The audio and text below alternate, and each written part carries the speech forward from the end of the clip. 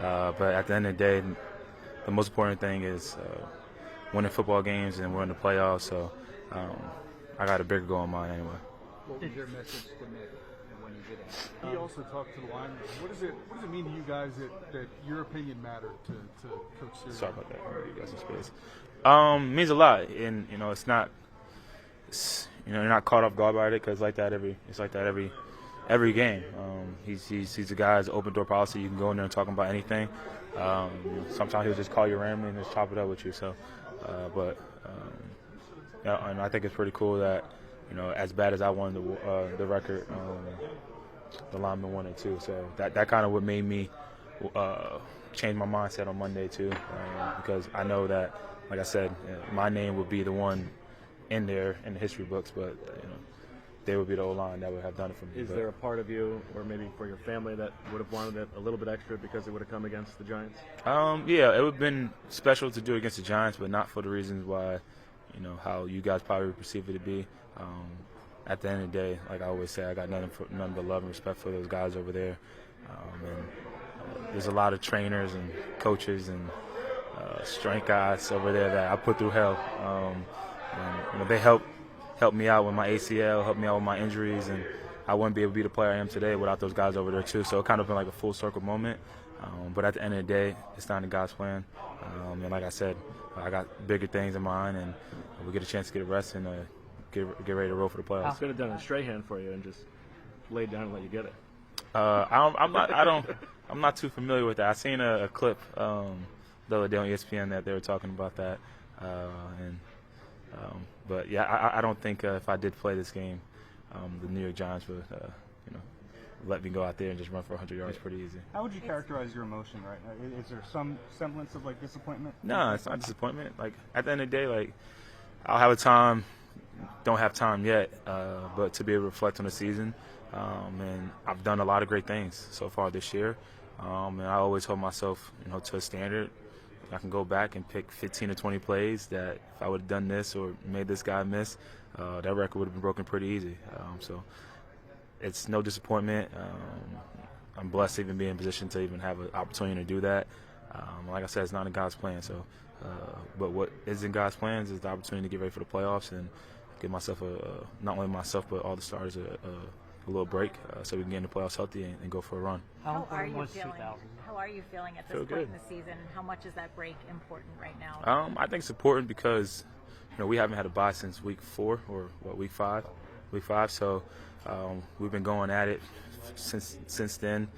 Won 10 in a row, lost 1 and won another one. So it's like I think the rest definitely is going to help rather than hurt us.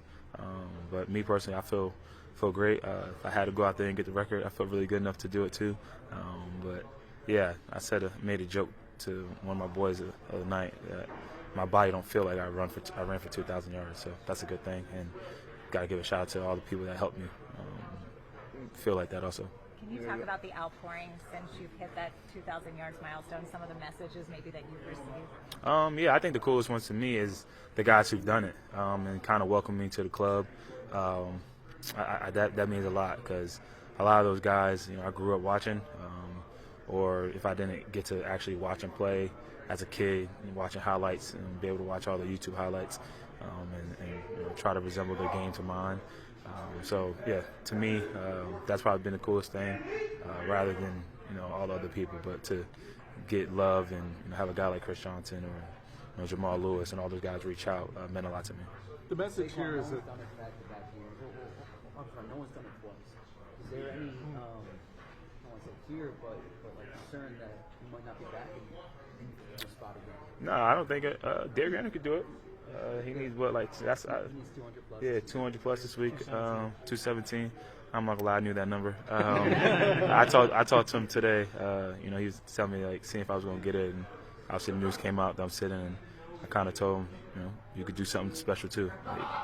Be the first one to do it twice, and yeah, you never know. But that's life. I don't know what's gonna happen tomorrow. I can't guarantee anything, but my mindset is to finish the season off strong and try to accomplish what we want to accomplish as a team. And at the same time, the way I believe in myself, and if I continue to have faith in God and continue to have the same work ethic, why not? Why can't I be the first person to do that, or why can't I be in the same position I am next year? So this year it's not in the plan, so we move on and we get ready for the playoffs. Saquon, I'm curious what your perspective is now on this, because as someone who has appreciated history the running backs have done it, the numbers that you'll look back and see your name on. Some other players, sometimes buried, wasn't in at the end, or other records. Does it change kind of how you think about how history shows those names in order, and not having a chance to add to the number? Yeah, I mean, even before I ever got in this position, I always looked at it different. Like Eric Dickerson, I gotta make sure what I say is not like throwing a shot at him, but Eric Dickerson has a record. And, you can't take nothing away from him with that. It's amazing. I think the two most impressive ones would be OJ, because the amount of games he did it in is 14, and then Barry, the amount of carries he did it in like 335. So, yeah, it was cool for me that knowing how close I was, and to be able to do the research again, even though I have done it before, and be able to go and watch Adrian Peterson do it and on YouTube. When I would watch it as a kid, and then I watched Barry do it on YouTube against the Jets. So I was able to go back down memory lane that I guess I wasn't even old enough for, I guess you could say. But, yeah, your perspective definitely does change on it. But at the end of the day, I think it's just cool to even be mentioned with those guys. Do you have any idea what the record is if you include the playoffs? I actually know that. Terrell Davis, 24, 50-something, 60-something. So you can still go get that. Exactly. That matters the most. And that's how I look at it. That's how I kind of been telling my family is like, we didn't come here, and I didn't sign here to break Eric Dickerson's record. We came here to win the Super Bowl. And I think everyone knows that. That's our goal and what we want to accomplish. Was there a point in this season, though, where his numbers started to really come into focus for you? You thought, I can really do this. I can really get this. I'll say probably after the Rams game, or probably, I don't know if it was the Rams game or whenever I hit 1,000. I was like, there's definitely a chance. It's a possibility, especially with playing 17 games. But yeah, it is what it is. What would it mean to you, the whole, just being the rushing champion just this year? Yeah, I gotta be careful what I say, because Derek still can go get that. You know what I mean? Yeah, he's a special player, and you can't count him out on anything. But it would mean a lot, I think, not only for myself but for the offensive line. But when you look at the history of the position, all the greats have at least one or two. So, and I want to be one of those greats. So I would love to have one under my belt. But at the end of the day, if Derek go out there and gets 230, I'm not gonna be upset. I'll probably be the first one to congratulate him. And I think it would be pretty cool that in my lifetime I'll be able to watch or play against somebody that was able to do it twice. Is there somebody in your family who did take it the hardest? My father. Yeah? What was his He reaction? tried to act like he didn't, but he called me yesterday, say Happy New Year's, check up on me. But he definitely wanted me to play. Selfishly for him, you got to think about it. For however long, whether it would take a year if I would have broke it, or for someone to break it, or another 40, 50 years, our last name would have been attached to that. So I see it from that side too, but at the end of the day, the most important thing is winning football games, and he's the one that raised me to kind of be all about the team too. So he can have his little selfish moment, but he'll get over it. How'd you console him? Huh? How'd you console him? I just told him, I was like, yeah, it's not happening. We'll move on. The message. There were 4 games where you didn't play really at all in the fourth quarter. And you kind of think like you probably would have the record right now. Yeah, I think my viral "Let the Young Boys Eat" kind of came back to bite me. You know what?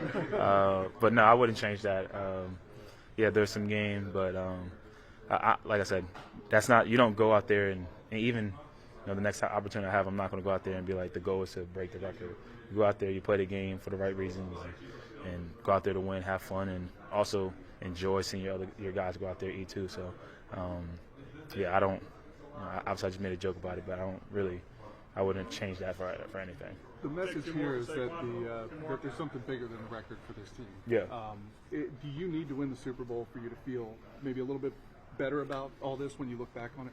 No, I don't mean like my mindset is obviously whoever we play in the playoffs first, win there and go on and go on. But say we talking crazy and that doesn't happen, I'm not gonna look back on it and be like, damn, since we didn't do that, like I should have had the opportunity. Like, I wanted to do it, but once I found out that we're not, like I would just say, okay. Kind of made it easier for me because it's not my decision. It's coach's decision, and I'm glad that I didn't have to make that decision. Say if you go out there for a selfish reason and something negative happens, and I'm the one that's, out there trying to get the offensive line to go play and beat a record for me, it sounds crazy. So honestly, I'm just happy that I didn't have to make that decision. Nick made it pretty easy on me, and I'm truly at peace at it. In camp, you gave a press conference talking about how you want to be great and you're chasing being great. And in that press conference, you spoke about how Emmitt Smith has the all-time record, but Barry Sanders is the best at X, and you kind of went through it all. And so as you think about that, have you kind of, I guess, considered how your season's viewed in the context of being great in the NFL? No, I think when you're done playing or maybe in the offseason, I'll reflect on it. I am well aware of, the great things we have accomplished so far this season. But, yeah, I haven't really allow my mind to travel down that way. But, I do know something that will add to it is going out there in the playoffs and getting the job done. So I look forward to that. And whoever it is, well, first I'm going to go out there and make sure that I support my teammates and try to be the eyes and ears for Kenny and Will and those guys on Sundays to get a win, because we can still go out there and win 14 games and do something that this franchise only ever done twice. And then after that, move right on to the next week and continue to try to improve on the great season that we've had so far.